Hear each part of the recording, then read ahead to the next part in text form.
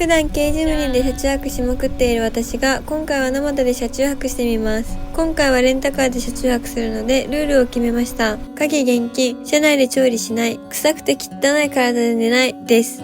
旅をしていると2日ぐらいお風呂に入らずに車中泊することもあるんですけど、レンタカーでそれはさすがに不潔気あまりない。ちゃんと温泉入ったから車中泊しますね。ということで今回はノマドを車中泊目線でレビューしてみます。先に結論を言うと、車内長が300ミリほど延長されているので広さは十分。荷物が多い長旅でも就寝スペースを確保できるので快適でした。だいぶ広い。ただ車内が広いのはいいんですけど、5ドアは車中泊モードに切り替えるのが大変なので車中泊での旅はしんどいと思いました。使い方としては釣りや登山、写真撮影の全泊で1泊するぐらいなら快適で最高だと思いますよ。今後ノマド用のベッドキットが販売されることに期待ですね。ということで本題に入ります。まずはノマドで車中泊するには簡単な DIY と一工夫が必要です。DIY するのは荷室の段差を埋めるための土台です。これは超簡単ですよ。今回こんな感じでやります。と、その前にまずはシートをフルフラットにするための一工夫をしていきますね。ノマドはシートを倒してもフルフラットにならない問題があります。これに一工夫加えますね。まず荷室のカバーを外して座面を後ろから固定しているナットを外します。10ミリです。そうすると座面が外れます。外した座面は運転席側にうまくはまるので収納 OK。 その状態で背もたれを倒すとフラットになります。そのまま倒すとシートに傷がつくので段ボールをかませるといいですよ。このまま荷室の土台を作ります。 DIY します。ホームセンターで数百円の木材をかき集めてきました。これに木工用ボンドを塗りたくってテーブルの形を作ります。高さ 1300mm になるように作れば OK です。念のため釘も打っておきます。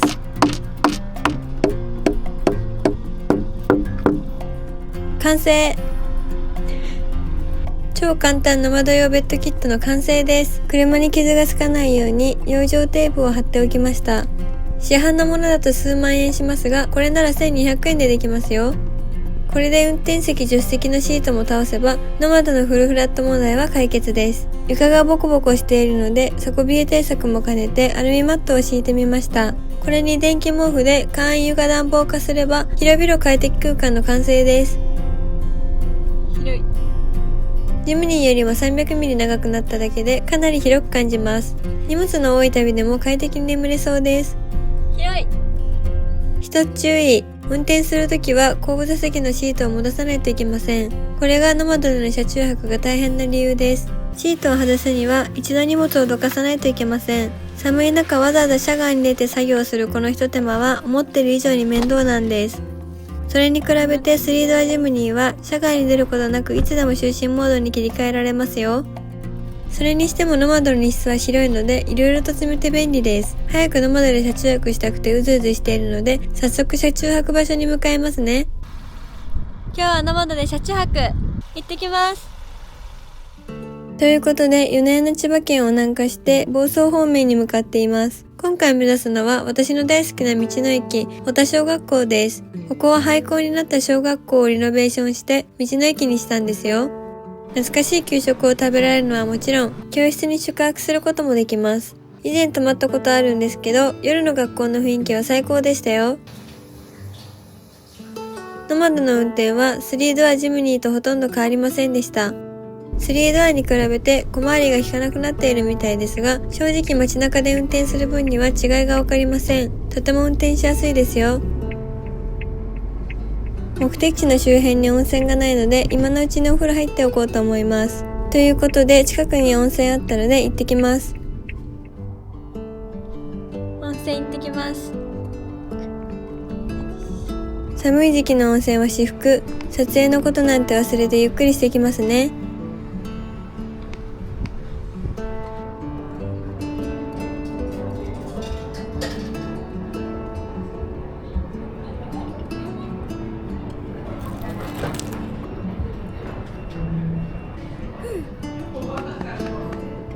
やっぱ冬の温泉は最高ですね。平日でも結構混んでましたよ。2時間ぐらい滞在していました。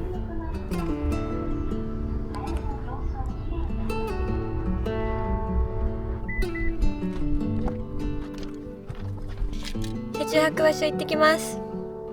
ここから車中泊場所までは高速で1時間ぐらいです。私が乗っている軽ジムニーと唯一違いを感じるのが高速での加速です。軽ジムニーは100キロ巡航でエンジン音はやかましくなりますが、ノマドは余裕しゃくしゃく 1.5 リッターのパワーを感じますよ。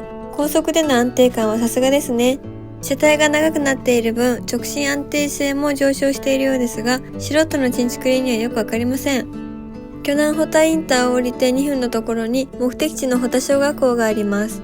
が、今回は車中飯が作れないので、近くのコンビニで晩ご飯買ってから向かいますね。今日のご飯は鮭ご飯と、ふるさと納税のマグロたたき丼です。食料調達。レンチンしてもらったので、冷める前にさっさと車中泊の準備して食べますね。保田小学校到着です。キャンピングカーとかハイエースがたくさん止まってました。私は離れた隅っこに車を止めたいと思います。到着。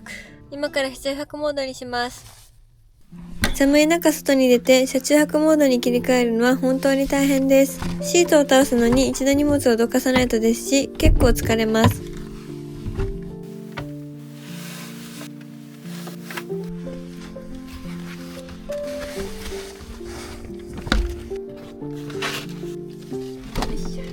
サンシェードはジムニーの5枚にランクルの2枚を追加して持ってきました。意外とぴったりでしたよ。寒い中の設営めっちゃ大変でしたが、出来上がれば広くて快適です。防犯上、夜はなるべく外に出たくないんですけど、ノマドは外に出なきゃ設営できません。3ドアジムニーみたいに車内で完結したら安心なんですけどね。終わった。めっちゃ大変。ご飯食べよう。広い。今日の晩ご飯、鮭ご飯とマグロたたき丼。ふるさと納税のマグロたたきとセブンの鮭食べます。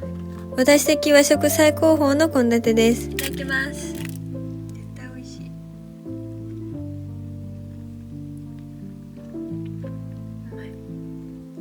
毎回野菜食えってコメント来るので、今回はちゃんとサラダも買ってきましたよ。ヘルシーな車中飯です。一つ気づいたことがあります。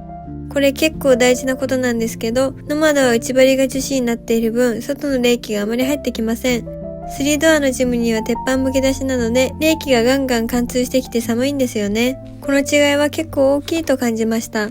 車内が広くなっている分、とても快適に感じたのは、足元に荷物を置いても足を伸ばして寝られることです。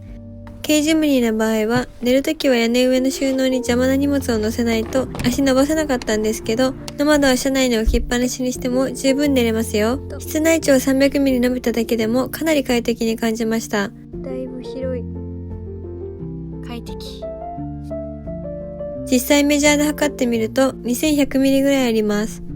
あと、私のデタラメ DIY の土台なんですけど、この部分が空いているおかげで、ここから下に小物収納したり、ペットボトルやお菓子を置けるのでめっちゃ便利でした。もし DIY で土台を作るときは、少し隙間を作ると良さそうですね。ゆっくりしたら寝る準備しますね。夜の小学校を散策してきます。建物が綺麗になっているので、特に怖さはありませんよ。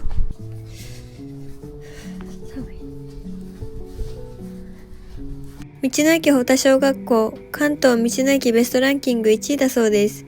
宿泊についても紹介されてますよ。一泊4200円なので、その辺のホテル泊まるよりお得ですね。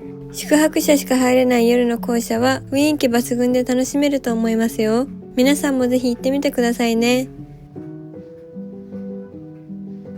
普段集落散策をしていて、朽ち果てていく廃校をたくさん見ましたが、道の駅として再利用していく流れが流行れば嬉しいですね。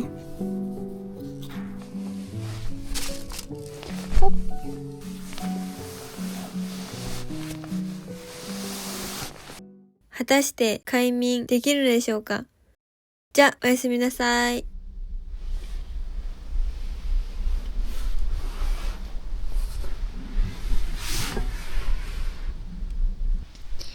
おはようございます。よく寝れた。いい朝だ。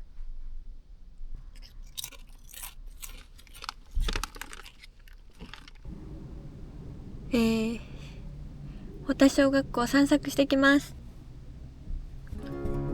11時になると小学校のカフェがオープンするので早速行ってきます。ここでは懐かしの給食が食べられるんですよ。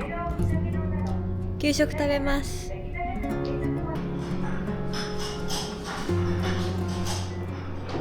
9年間の給食史上一番好きだった揚げパンを頼みました。大人の財力があれば当時必死になっておかわりしようとした揚げパンやカレー、フルーツポンチなんて食べ放題ですからね。いつ食べても美味しいです。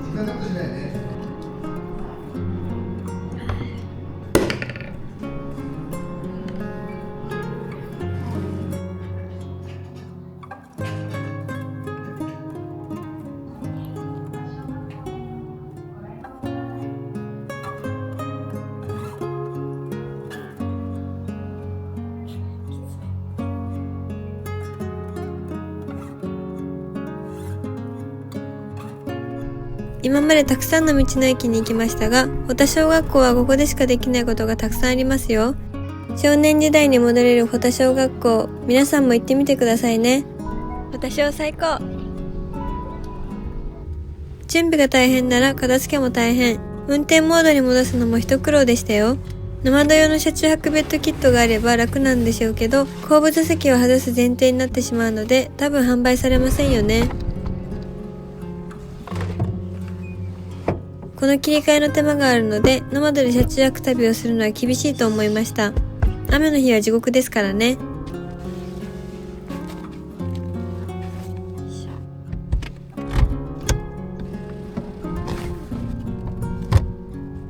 編集でごまかしてますが、だいたい10分ぐらいかかっています。結論、いざという時車中泊できなくもないけど相当大変。ノマドで車中泊するなら釣りや登山の全泊ぐらいがちょうど良さそうですね。自腹レンタルでノマド車中泊検証、勉強になりました。満足。ノマド最高。1月30日にノマドの受注も再開されたってことで、車中泊目線でのレビューをしてみました。小型ジムニーとノマドの比較動画も作ろうと思っています。よかったらまた見てくださいね。じゃあまたねー。